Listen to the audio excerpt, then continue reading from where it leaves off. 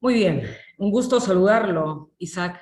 Gracias por permitirnos respondernos a esta entrevista.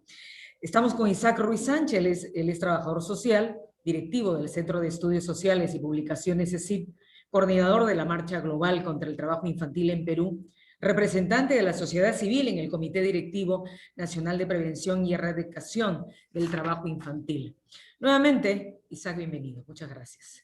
Muchas gracias, Verónica. En la región San Martín existe un 63% de probabilidades que exista trabajo infantil, obviamente con la presencia de mamá, de papá en las calles o en los lugares donde los chicos, los niños o adolescentes se encuentren, ¿no? Inmersos en diferentes actividades de venta, ¿no? Compra, servicios, etc. Esto según el modelo de identificación de riesgo de trabajo infantil elaborado por la Organización Internacional del Trabajo y de otras instituciones.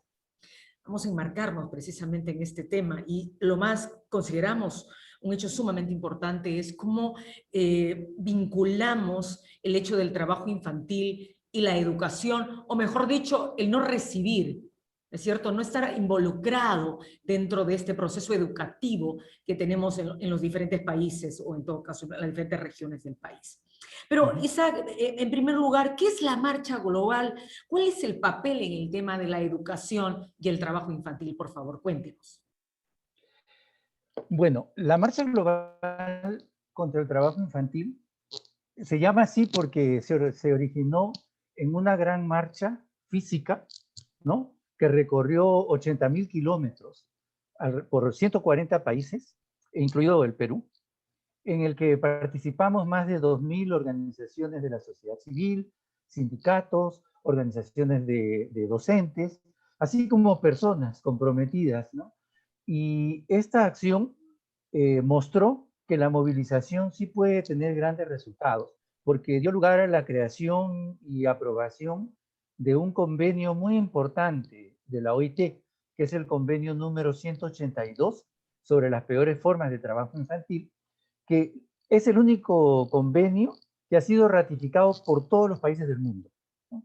Que es un convenio que habla precisamente de reducir y de eliminar lo que se llama las peores formas del trabajo infantil. Actualmente, la marcha es una red mundial de organizaciones de sociedad civil, sindicatos, etcétera, que trabajamos justamente en conjunto para eliminar y para prevenir todas las formas de trabajo infantil, así como para garantizar el acceso a la educación, al derecho a la educación, a todos los niños, niñas y adolescentes, ¿no? Queremos contribuir a una de las metas que tiene los Objetivos de Desarrollo Sostenible para el año 2025, que es la relacionada a poner fin al trabajo infantil, a garantizar el derecho a la educación y a poner fin a la violencia contra la niñez. Correcto. En este marco, en esta coyuntura que vivimos de la pandemia, obviamente, muy a pesar de la presencia del virus y que continúa todavía amenazándonos en el Perú, no podemos estar también alejarnos de una realidad. Digamos, antes de la pandemia vivíamos una realidad determinada, claro, niños trabajando junto a sus padres o fuera de sus padres, ¿no? En este marco de pandemia, ¿cómo se evalúa esta situación, teniendo en cuenta, obviamente, el recibir la educación virtual, familias que no tienen acceso a la forma como, digamos, sus hijos puedan recibir las clases o recibir las enseñanzas de los maestros? ¿Cómo se contextualiza ahora, en medio de la pandemia, el hecho educación, ¿no es cierto?, y los niños, y cómo podemos vincular el trabajo infantil mismo?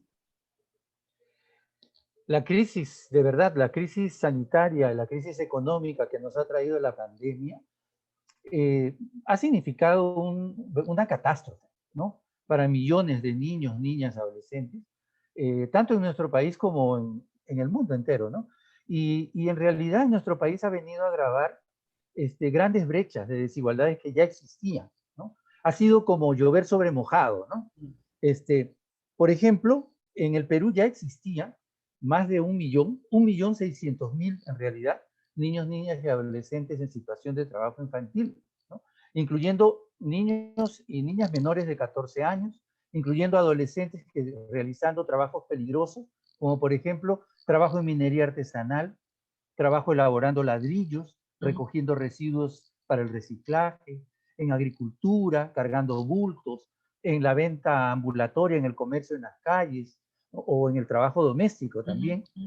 Y como la crisis ha provocado que sus padres, sus madres pierdan sus trabajos, disminuyan sus ingresos, ¿no? De la noche a la mañana se han quedado sin este sustento. Entonces, esto les ha llevado muchas veces incluso a pasar hambre, por lo que los niños, las niñas, adolescentes han empezado a trabajar durante la pandemia. La OIT, la Organización Internacional del Trabajo, hizo una proyección y calcula que en el Perú el trabajo infantil va a crecer entre un 5 y un 20% de lo que ya existía, de ese 1.600.000. Entonces, estamos hablando de muchos niños y niñas. Ahora, el cierre de las escuelas también generó más trabajo infantil, porque ¿qué pasa? Cuando un niño o una niña se queda fuera de la educación, no se va a quedar pues de brazos cruzados, ¿no? Entonces, ¿qué va a hacer? Va a pretender, va a querer trabajar, va a querer aportar a la economía, además, preocupado por la situación de su familia, ¿no? El ministerio ha hecho esfuerzos para crear una plataforma como es Aprendo en Casa, ¿no? Muchos niños y niñas y adolescentes de áreas rurales y también en ciudades no han podido acceder a Internet, como decías hace un momento, ¿no? No tienen los dispositivos, no cuentan con computadora, hay un solo celular en la casa y hay que compartirlo entre toda la familia, ¿no? Entonces, ¿qué ha pasado? Mire, el Ministerio de Educación dice que en las áreas urbanas, fuera de Lima, en las áreas urbanas de nuestro país, 47% tiene acceso a Internet. Y en las áreas rurales, solo 9,9% de personas tiene acceso a Internet. Una de cada 10, ¿no? Entonces, los centros educativos, la mayor parte no tiene Internet, ¿no? Los centros poblados rurales, más de la mitad no tienen acceso a Internet. Entonces, es una situación digamos, muy complicada para la continuidad educativa y esto genera trabajo infantil definitivamente. Nosotros, Isaac, te comento aquí en Tarapoto, en realidad se considera algo tan absurdo porque, digamos, somos parte de somos una localidad, y en la parte urbana podemos palpar cómo los chicos, cómo los niños, claro, ayudan, van a sus padres, a sus puestos de venta de frutas, ambulantes, aguajes, ¿no? Las frutas muy comunes en nuestra zona, y vemos a los chicos y haciendo la tarea, y de pronto en la parte urbana, y les preguntamos, oigan, ¿y ustedes no reciben clases? No, porque no tenemos un equipo celular, o mamá no tiene internet, no tenemos internet, tenemos un teléfono para llamar o para que nos llamen, pero no tenemos internet. Entonces, es como que algo absurdo pensar, Isaac, en que la mayoría de la población va a tener acceso. Te hablo de la parte urbana.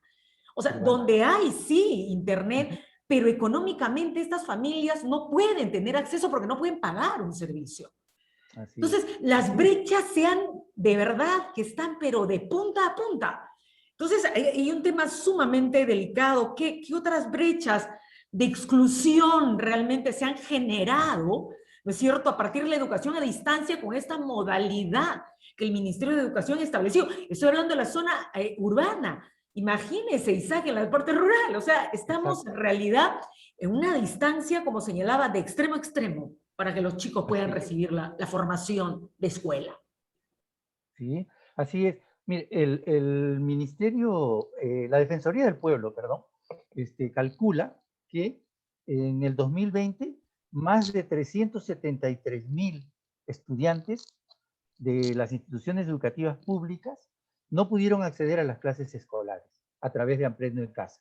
O sea, todo el esfuerzo que han hecho, que hace el ministerio y que hacen los docentes, ¿no? Las escuelas, para llegar esta brecha digital que menciona, ¿no? Que hace que solo poco más de 4 familias de cada 10 en el área urbana tiene acceso a Internet en casa y una de cada 10 en el área rural, eso hace que esa brecha no ha permitido que puedan acceder a este programa, a esta plataforma, ¿no?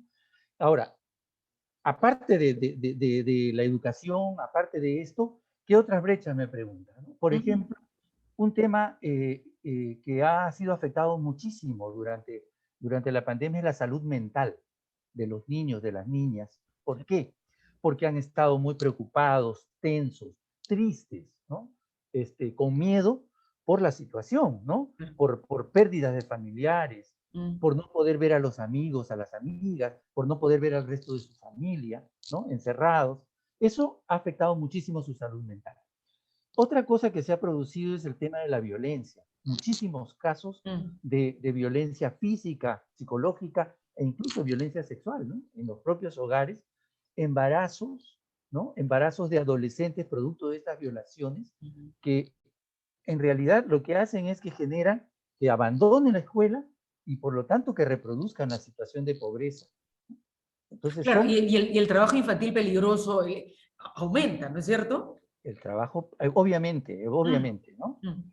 Mire, la exclusión de la educación, como decía hace un momento, eh, no solamente es producto del trabajo infantil, también genera trabajo infantil. Claro, claro. Genera trabajo infantil de dos maneras. En Mm, el presente, ¿de qué manera? Porque cuando se alejan de la escuela, como decía, no tienen otra alternativa que trabajar, ¿no es cierto? ¿Ya? Entonces, eso hace que si trabaja, lo que va a pasar es que se van a ahondar las brechas sociales, ¿no? En el futuro no se va a lograr superar las situaciones de pobreza. claro. Hoy día, en el Perú, según las últimas estimaciones que ha hecho el Instituto Nacional de Estadística e Informática, el INEI, 3 de cada 10 personas están en situación de pobreza actual en el 2020. Y en el caso de niños y niñas, 4 de cada 10 en el presente. Ahora, en el futuro, ¿qué pasa? Como, como, digamos, no se han podido formar adecuadamente, como no han podido asistir a la escuela, ¿no? Existe un gran riesgo de que sus propios hijos e hijas, cuando ya sean adultos, cuando Ujú. sean adultas, vuelvan a tener que trabajar para aportar a los ingresos de su familia. ¿Por qué? Porque como no se La cadena pudieron sigue, ¿no es preparar, cierto? exacto, La como no cadena se no se pudieron rompe, preparar, sigue. se genera una cadena, se genera una transmisión del trabajo infantil de una generación a otra. Entonces, ese es un riesgo actual.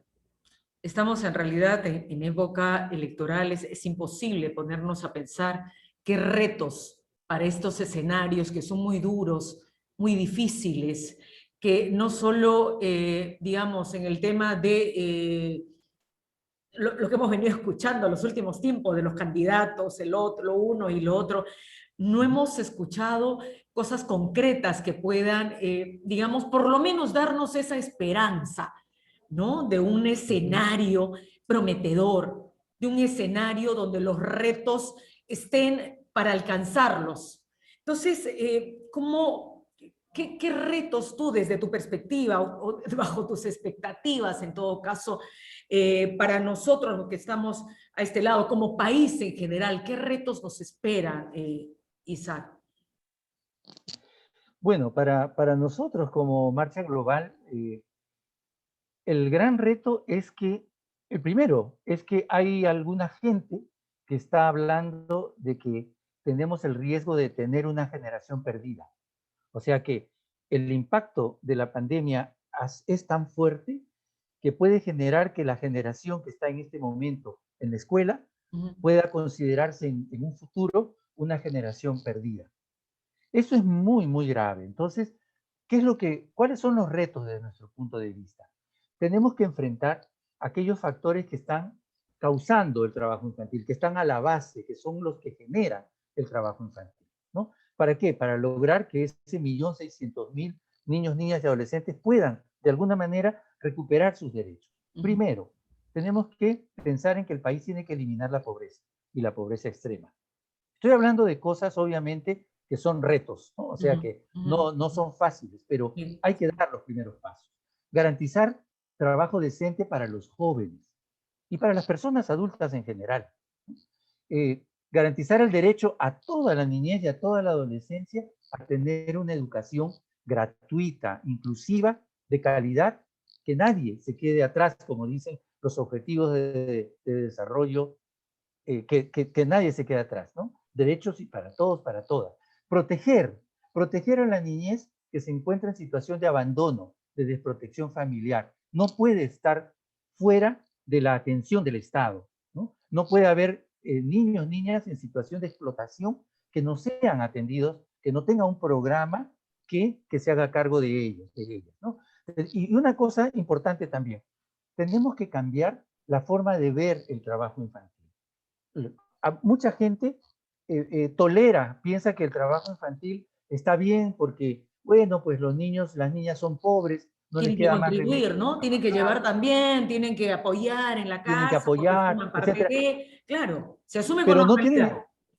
con normalidad, pero no tienen en cuenta que eso está haciendo que no se puedan educar apropiadamente, no Sí, se puedan formar, capacitarse, no puedan potenciar su creatividad a través del juego. La absolutamente. niñez es una etapa de la vida, ¿no? Importantísima, que va a garantizar, y de ella va a depender mucho lo que pase en el futuro, ¿no? Correcto, de pronto de Entonces, niño pasa a ser, sin quemar etapas, a ser adulto y asumir a una responsabilidades que persona, no les compete, sin tener las vivencias ni socializar como parte del proceso de ser un ser humano, ¿no es cierto? Un ser humano adulto ya. exactamente, exactamente. Ese es el gran reto, ¿no? Sí. Que la niñez, que la adolescencia pueda vivirse plenamente, con derechos. Quizá acá hay una chambaza tremenda para el Estado, pero un Estado que fortalezca, un Estado que pueda ser el soporte de la sociedad civil a la cual tú y yo pertenecemos de una u otra manera, que también, digamos, estamos con zapatos y todo en este proceso de hacer que el niño sea niño y que cumpla con todos los procesos hasta llegar a ser adulto y un buen ciudadano, ciudadano responsable, ¿no es cierto? Profesional, responsable consigo mismo y responsable con su sociedad, con el Estado mismo. Si no, Exactamente, no tenemos nada. exactamente, totalmente de acuerdo. Ahora, eso obviamente no es una tarea fácil, no es una Mm, tarea sencilla. mm, mm. Como sociedad, no solo el Estado, como Claro, sociedad, ¿no es claro, cierto? claro. Ahora, digamos, tenemos que ir hacia allá. Sabemos que eso no se logra de la noche a la mañana, pero hay que Un dar los proceso. primeros pasos, ¿no? Muy bien, Isaac, muchísimas gracias. Le agradezco infinitamente habernos respondido y dado esta entrevista para hablar de este tema que es tan delicado.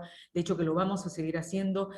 Tenemos los comunicadores, en general los medios, tenemos una gran responsabilidad también poner nuestro granito de arena y contribuir que el trabajo infantil sea visto, digamos, con pinzas, ¿no? Y cuidar mucho a nuestros niños y protegerles para que dentro de poquito, no mañana, dentro de poquito, digamos, segundos, el tiempo vuela rápido, puedan convertirse en ciudadanos con mayúscula, ciudadanos peruanos y ciudadanos del mundo, que puedan responder a las expectativas y a sus necesidades y a sus ganas, por supuesto, de seguir formando parte de esta sociedad.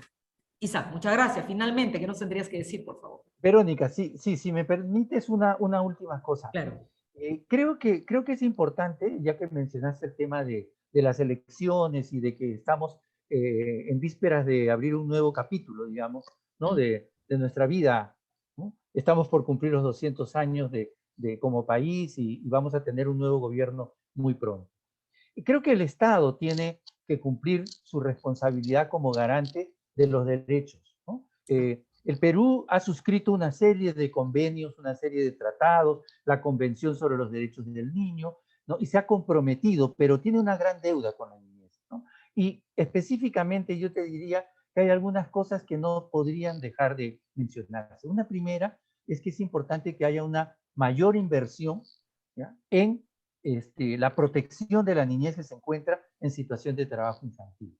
O sea, en nuestro país, 1 de cada 4 niñas, adolescentes trabaja, pero no hay un programa para prevenir y para proteger a la niñez que se mm, encuentra en esta mm, situación. mm. No existe. Uno, ¿no? Dos, el sector educación no tiene tampoco propuestas específicas para atender la educación de la población que está en una mayor situación de dificultad.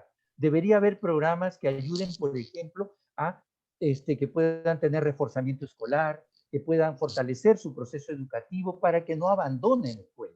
Porque el trabajo infantil muchas veces compite con la educación y lleva al abandono escolar. es importante focalizar programas para apoyar, ¿no? Tiene que mejorar la protección social en nuestro país, ¿no? No tenemos una protección social familiar que contribuya a que los niños y niñas puedan dedicarse a estudiar y no, como tú dijiste, a asumir responsabilidades que no les competen para sostener a su familia, ¿no? Eso no puede seguir siendo así. Y hay acciones concretas que el Estado puede hacer, ¿no? Y van por ahí. Sí, sí, sí. Muy bien, Isaac, muchas gracias nuevamente. Un gran Muchas abrazo gracias. a la distancia. Nos estamos De viendo. igual Muchas manera, y gracias. un saludo a todo Tarapoto. Gracias, muy amable.